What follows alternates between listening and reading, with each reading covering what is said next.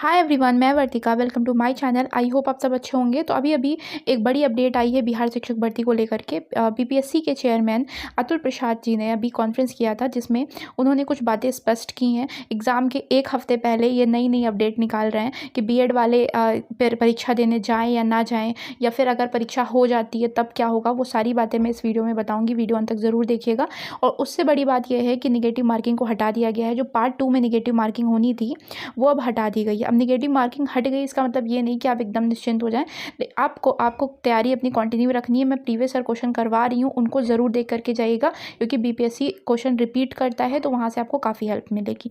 तो चलिए, सबसे पहला पॉइंट ये है कि निगेटिव मार्किंग को हटा दिया गया है। तो अभी तक जो सेकेंड पार्ट में निगेटिव मार्किंग थी वो हट चुकी है। उन्होंने एक बात और क्लियर की है कि जो पेपर हैं वो पहले के छपे हुए हैं। तो पहले के छपे हैं तो उस टाइम तक निगेटिव मार्किंग थी।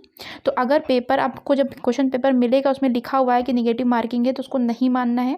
निगेटिव मार्किंग हट गई है पूरी तरीके से। वो पेपर पुराने छपे हुए हैं, इसीलिए उसमें ये बात लिखी होगी कि निगेटिव मार्किंग है, जबकि ऐसा नहीं होगा। ठीक है। और दूसरी बात ये कि दूसरी बात जो बीएड वालों को लेकर के ये स्पष्ट किया उन्होंने कि कुछ भी हो जाए, एग्ज़ाम 24, 25, 26 में होगा ही होगा। ठीक है। तो 24, 25, 26 में होना है। अब बीएड वाले आए या ना आए एग्ज़ाम देने, तो इसके लिए उन्होंने ये बात कही कि जो ये बीएड वालों को लेकर के उन्होंने एक बात कही है कि वो परीक्षा में देने के लिए पात्र हो चुके हैं। मतलब उनके पास इतना अधिकार है कि वो परीक्षा दे सकते हैं, लेकिन रिजल्ट क्या होगा ये किस पे निर्भर करेगा? एनसीटीई पे निर्भर करेगा। एनसीटीई की जो गाइडलाइन आएगी उसके अकॉर्डिंग रिजल्ट निकलेगा, वरना बीएड वाले पेपर देने के पात्र हैं। इसको लेकर के मतलब क्या पुष्टि की है उन्होंने, उनके दिमाग की दाद देनी पड़ेगी कि अगर आप सुनेंगे ना तो आपको लगेगा कि ज़बरदस्ती ये लोग अपना क्या प्रॉफिट निकालना चाह रहे हैं। इन्होंने एग्जाम्पल दिया कि एनसीटीई की गाइडलाइन के तहत यह अधिकार बीएड अभ्यर्थियों के परीक्षा में उपस्थित होने तक ही है।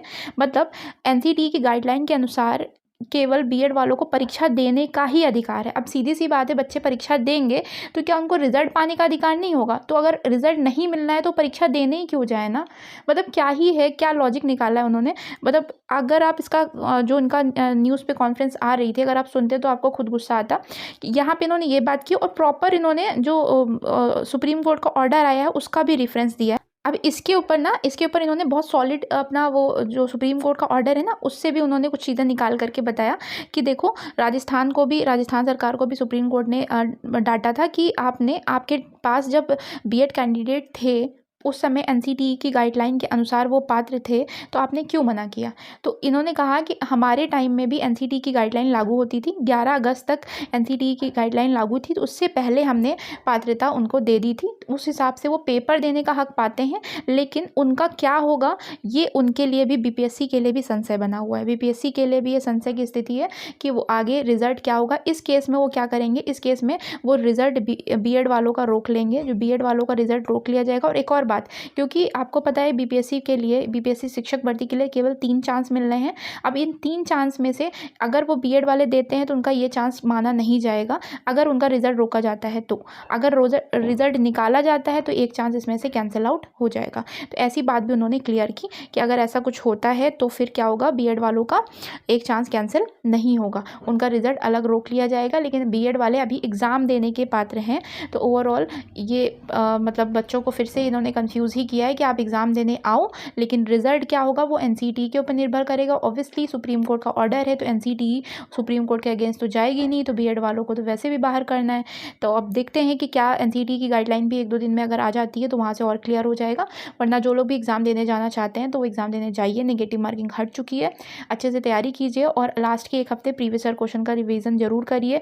बिहार एससीईआरटी नहीं देखिए तो वो देख लीजिएगा, प्लेलिस्ट का लिंक डिस्क्रिप्शन में मैं दे रही हूँ। और परेशान होने की ज़रूरत नहीं है। अगर बीएड वाले जो नहीं देने चाहते हैं, जो नहीं दे सकते हैं, तो वो अब टीजीटी की तैयारी करें। डीडब्ल्यूएसपी में भी वैकेंसीज आ रही हैं तो उनकी प्रिपरेशन करें। ठीक है। सो